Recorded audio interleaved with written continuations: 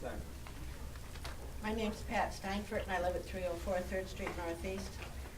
And I just can't believe how great it was tonight to see all these people here at a council meeting. I wish this would happen every council meeting.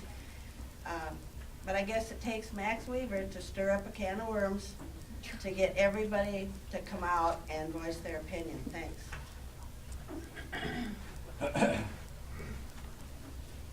Hi, my name is Kathy Van Horn, and I live out at Gracious Estates, the trailer park out by Walmart.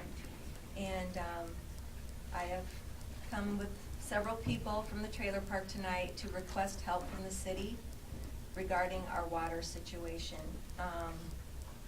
We are all getting charged outrageous amounts for water. We get different excuses that either our meters are broken, one time it's right, you must have a leak. I mean, we get so many excuses, they contradict us. Some of the examples of water bills out there is for my family of 3, she's been trying to get $124 a month from us.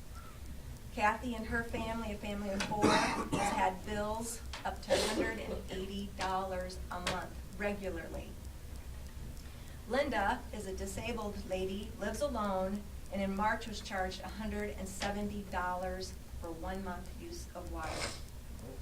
Drew and his wife, family of 2, 80. Bobby, a woman by herself, 78. Joy, a woman by herself, 70. Karen, 2 people, 70. We've also had rumors that the water main in the clubhouse is leaking. So is the community out there paying for this? Another gal out here, Vicky, her water riser's broken. It's leaking water all over the place, yet they're refusing to fix it, and they want her to settle for a set amount each month. Friday night, I was given a call by the manager of the trailer park, and she wants me to settle for a set amount a month. And that she does this for about 15 other people that live out there, and she would appreciate it if I would keep that quiet. Yeah, $50 a month compared to what I've been paying would be great, but what about the rest of them? Somebody has got to find out what's really going on out here. The law states, there is a law that I was given to by the Attorney General's office that states that anyone who reports utilities are to report what the meter says accurately. Mine, when I got under and read it, I had been getting charged over 3,000 units of water. And I read several other ones, and they had also been overcharged. The meters don't match what the readings are. I brought mine, several have brought theirs. Another law that Lionel Foster told me about is that they are not allowed to charge late fees for lot rent and water. And it states right on the sheets we get every month that that's what they're doing. Unless it is in your lease. It is not in my lease that they can charge me a late fee on water. Actually, in my lease, water and sewer and all that was included in my lease. They just put these meters in, and actually, I had a neighbor's trailer that was abandoned spring a huge leak. It was gushing water. My yard was flooded, and the very next month is when my water bill went up to $124. So we just really need someone to help us to find out the truth out here. I believe they're pocketing a lot of our money. So I'm just really hoping that you guys will consider doing some sort of investigation for us. Thank you. Thank you.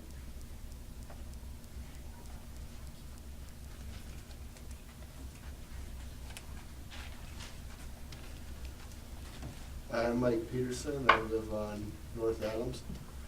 I wanted to be a little proactive tonight and see if we could get something done to make sure that Big Blue, the street that goes through there and parking lot, gets plowed out this winter. Last winter, it didn't seem like it was getting done hardly at all. I know I ice fish a lot, and I can walk, I don't mind that, but there's also a lot of elderly people that like to ice fish out there, and I personally had to hand push 4 cars out last winter, so I know it was bad. And I would contact Mr. Stangler, I did once, about 3 weeks in, and after I did that, he immediately got it done. So I assume this is his job, or the street job, to do that. I don't know if we can just get that through to him and really make sure it gets done this year. It's easy if it's done right away, last year it got kind of behind, and then it never seemed like it could get completely cleared out, so, thank you. My name's Craig Greer. I live at 2520 South Federal. The reason I'm up here is I made an observation in talking to some of the people that are working on your $50 million plus project downtown. You must contract out inspectors, and they're not there all the time. I've talked to the construction guys that have worked there, and they say it's easier to call the city than get hold of one of them. They're only up there to take tests evidently, which your city employees are eligible to do. The DOT had a same-like project, and are you filming? Hmm? Take it off. No, I can't. Why would I do that? It is? Oh, you can film me on this? Okay.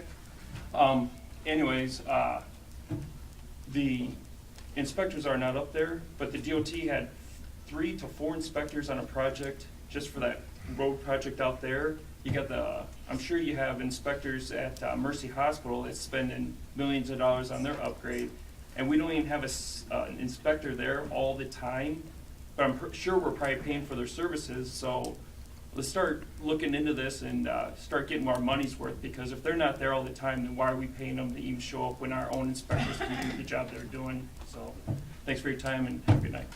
Thanks, sir. Millie Evans, 671 Third Place Southeast. Before I get to talking here, can I talk about something that was discussed at the council?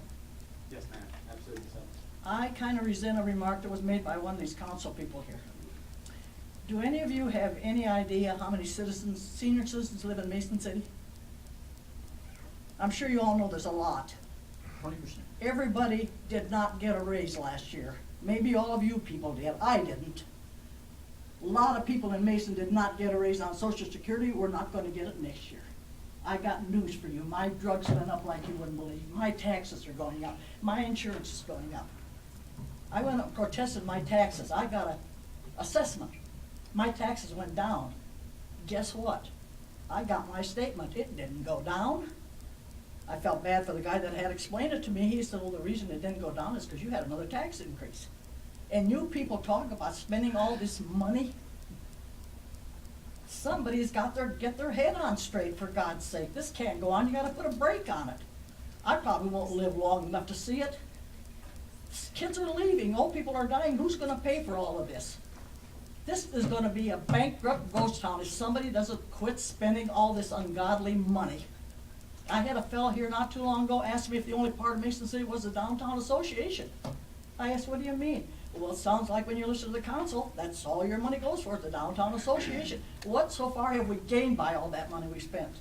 And what was it you quoted, Don, as how much we spent? 21 million. But we spent more than that overall. That's just part of it. That's a lot of money, you people. And when you got a lot of senior citizens in Mason City living on Social Security, let's forget about it. I've lived here all my life. I've never seen anything like this. It's disgusting.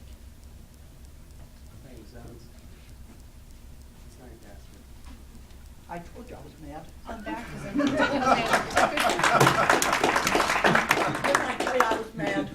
And I still like the way you do your shirts. Thank you. It's kind of an impromptu thing. I didn't realize we'd get to do this. Stacy Lancaster, 230 South Louisiana. I want to talk about, unfortunately, it's a great segue into what's going on in Birch Drive. I live next to or very close to Cabin Coffee. Thank goodness. It's an awesome, wonderful place. Because of the success of the business that's happening, we have an intersection that's getting dangerous, and I'm afraid we're going to kill another kid. Unfortunately, it's going to be, even smaller child. Let me give you a little bit of the background. Louisiana goes south and north, right? North and south. Maple comes at a corner. 122 is here. Louisiana goes across the street. Cabin Coffee is here. What is happening as a result, when Come and Go was there, it was not as big of an issue, but people come to Cabin Coffee and they stay, thank goodness, and have coffee and do the rest of it. But as a result of the parking that happens there and the speed that people drive by, when you come up Louisiana to 122 or Maple to 122, cars parked along the fence there, there's a fence that kind of, encloses it in. You can't see around the corner. Cars that are coming, going west on 122, and I've done this myself, you sort of brake and then you turn on to Maple and you're still doing 35 miles an hour. You can't really see around that corner. I know there's a lot of issues and I'll, let somebody